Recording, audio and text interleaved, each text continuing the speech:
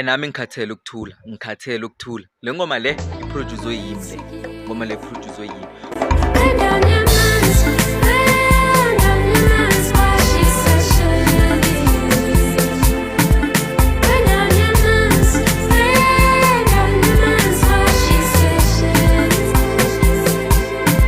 So wena Bungza noBusi still today niyahluleka ukwenza ingoma ekanje, especially wena Busi still today uyahluleka ukucula njengoBhekhosi because le ngoma le yacula uBhekhosi, yaproducewa yimi, umuntu owashaya ibeat uMaizo Lizo.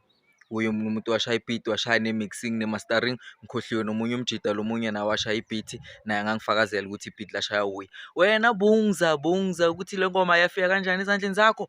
Wena noMaizo kumele nichaze, kodwa le ngoma le yaproducewa yimi. Simple le ndaba le, nami ngiyakhuluma. Ungaze sibhedela nina, ungasibhedeli nina, ungazohlanya wena Bungza ndini, ungasiguleli nje. Ume kancane, angazi nale production yakho nje ukuthi nivela kuphi, niphuma kuphi, blah blah blah and so all of that. Kodwa le ngoma le yaproducewa yimi. Finish inhlaro.